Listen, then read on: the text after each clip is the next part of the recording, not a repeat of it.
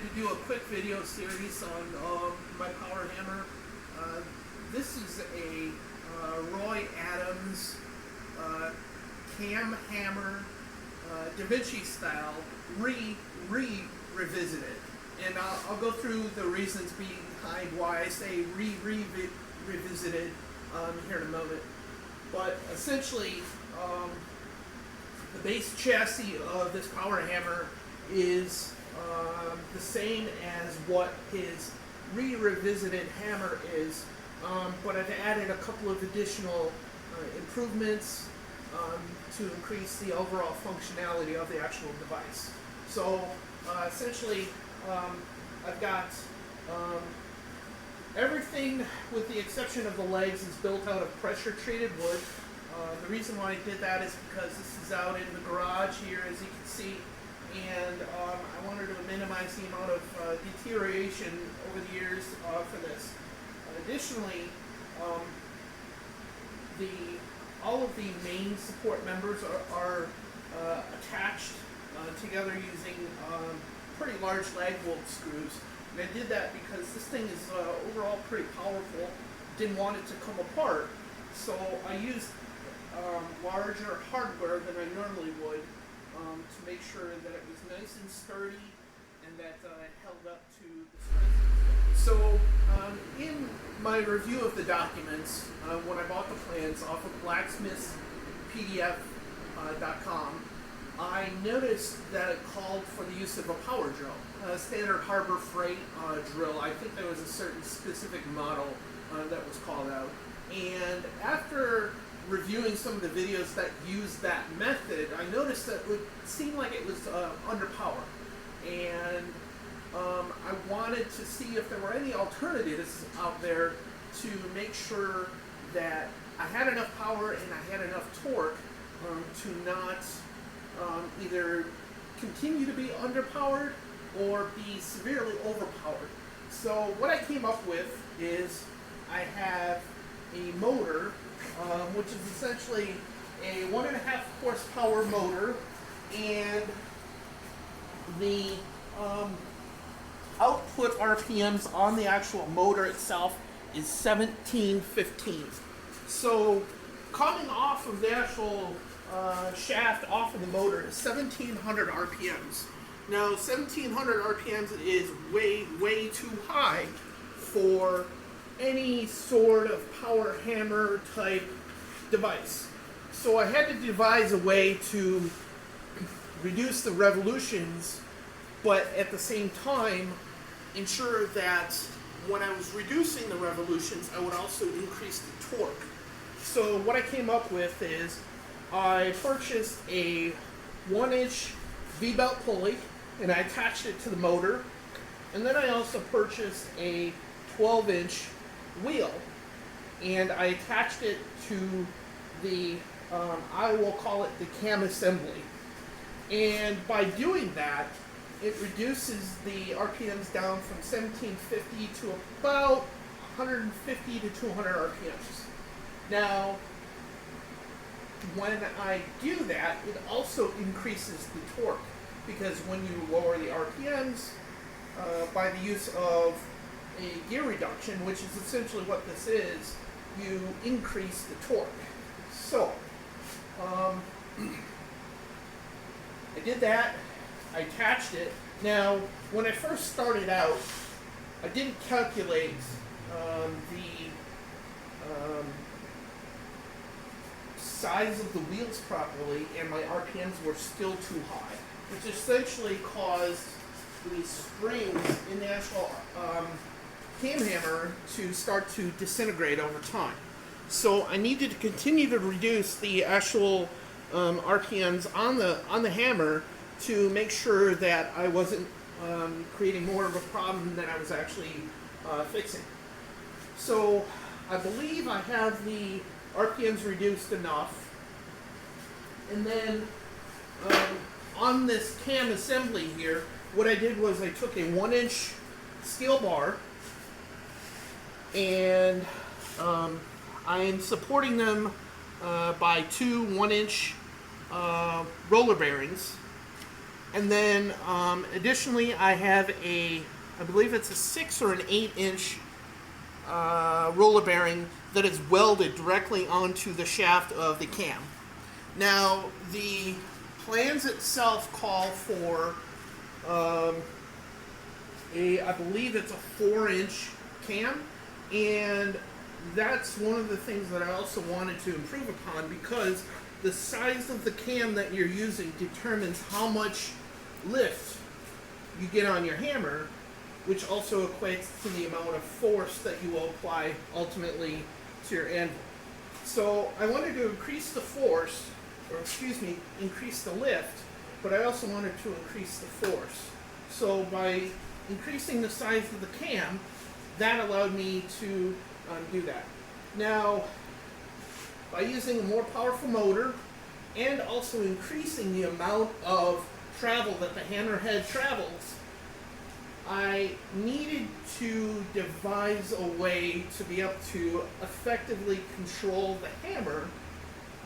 And in doing that, what I did was I created basically a bracket that is a square piece of steel tubing on the diamond, and then I took some 1-inch tubing, cut them to about 3 or 4 inches in length, and then I welded them on the diamond as well, and then I welded them to each other. And the springs that I use are just normal, standard, everyday trampoline springs, which luckily I have an entire box full of, so that's a good thing. And then I just use standard square machinist bolts and nuts. Now, when I initially started out, I only had one spring, and that wasn't enough. It wasn't controlling the upward flexion and the downward flexion when the hammer came down. So I wanted to increase that, which is why I increased it to 3. Now, if down the road I determined that even 3 isn't enough, I also have the ability, if I want to, I can devise some sort of brackets or something to put springs down here as well and attach them on the diamond here, so that they can also help control the amount of flexion. Now, when this is rotating and in operation, I originally started out with a 1/2-inch shaft. Now, the 1/2-inch shaft was essentially just a standard A36 steel, but it wasn't strong enough. I actually deformed it quite badly. So I upgraded the shaft up to a 1-inch, and I also updated the roller bearings up to 1-inch, and then the pulley itself is also made to fit a 1-inch shaft. And I found that so far to be enough in terms of dealing with the stresses. Now, the hammer itself is just a normal everyday sledgehammer. I believe this is either a 10 or a 12 pound hammer. I'm not entirely sure because it has no markings on it. However, it's completely interchangeable. So say if someday I come up with some additional tooling, I can basically take these 2 connectors out of the back, loosen them up, pull them off, and then I have 2 wedges drove in here so that it controls the hammer from going out or coming in when it's in operation. And then what I can do is I can take the entire hammer out, turn it 180 degrees, and use this as a fuller. So I can fuller objects, I can pound them flat, and it works really well. Also, on the anvil piece, this is just a normal everyday piece of railroad tie, or excuse me, railroad track, welded to a square fabricated bracket, and I drilled 2 holes completely through the bracket as well as the wood post, which is a 6x6 wood post, and then I screwed it onto the back here. So if someday I want to come up with another piece, or excuse me, another anvil-like object, all I have to do is unscrew this, pull this out, take this off, and swap it out. and I will have a completely different setup. Now, one of the other things that I wanted to point out is this motor that we're using is a standard 110 220 motor. Currently I have it set up for 110 and it works just fine. There's no problems with it whatsoever. It doesn't take more than 3 or 4 seconds to fire up and get going to an adequate speed, and it doesn't bog down, which is a really good thing because I was kind of worried about it bogging down. Now, the alignment of the wheels itself, you want this wheel aligned basically perfectly with this wheel, the faces of them. And the reason that is because if you don't properly align them, your belt is going to want to basically come off, and then you'll be left without a operational hammer. Now you'll notice that the belt, you can take this off and put it on really easily, and that's kind of on purpose because essentially you don't want this device running all the time. You want it to only run when you press on the foot pedal, and essentially when you push it down, it creates enough friction down in that bottom pulley to actually drive the wheel and cause the hammer to move. Now, this hammer with this belt actually provides a really good amount of control in terms of the amount of striking, and also the ability to basically stop it mid-strike, so that if you're doing something that may require like just a single blow, it's certainly possible to be able to do that. Some of the other things that I want to point out is the hammer itself handle is within this square tube. The square tube is welded to this 1/2 inch standard A36 steel, and then the steel bar goes through these roller bearings, which are also 1/2 inch. Now, I elected to mount all of my roller bearings to steel brackets, which is essentially just angle iron, because the screws and bolts are much less likely to pull out from a steel bracket than they are from the wood.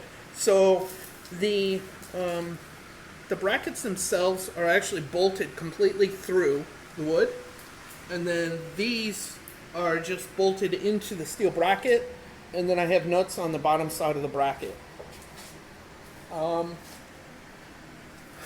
These roller bearings have grease zerks on them, which I've adequately greased, and they work really well.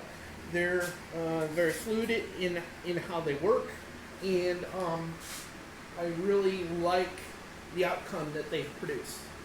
One last thing that I wanted to point out, and this is kind of a design flaw that I've come across, but unfortunately it's something that I'm just going to live with, is the use of these wheels. Now, earlier I mentioned the alignment of the two wheels on the right hand side for the drive.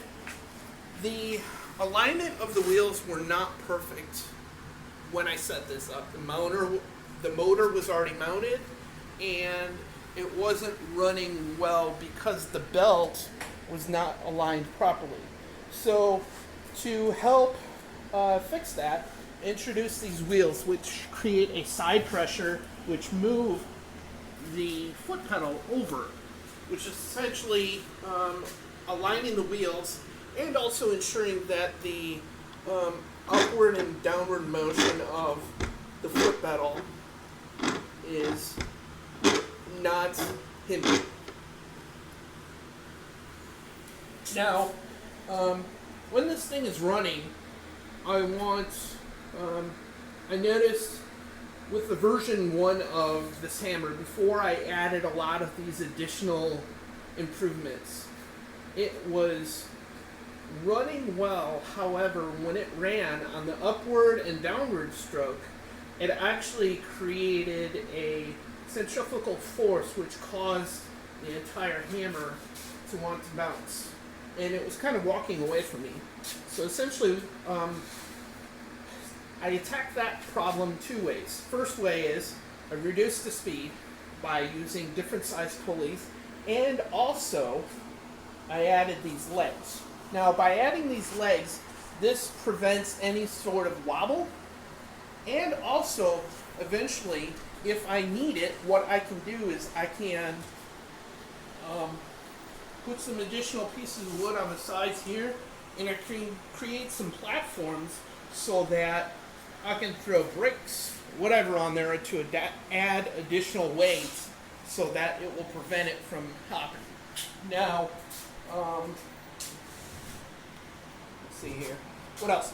Oh, as it is configured right now, the hammer handle is almost completely level. Now, if for some reason I'm working a piece of steel, let's say a 2-inch piece of steel, like this guy, you'll notice that that's fairly large for this. So what we want to do is we want to increase the angle of the hammer handle so that the head isn't initially isn't initially on the actual anvil itself. So what we can do is we can take the hammer out, flip this piece of steel over, roll it, and then put the hammer handle back in, and that will cause the hammer head and the hammer handle to be more angled, which will allow you to basically put this in there and forge it, and that way it's not basically bottoming out.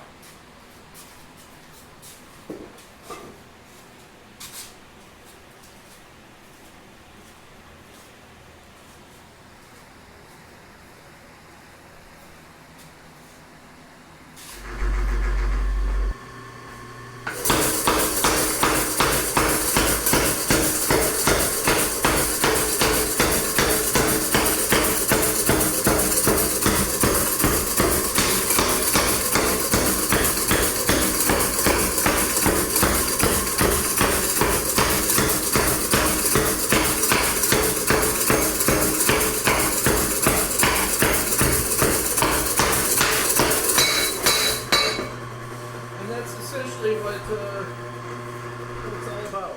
So hopefully that gives you a good run through on how it operates, why I designed it the way it operates, or excuse me, why I designed it the way it is.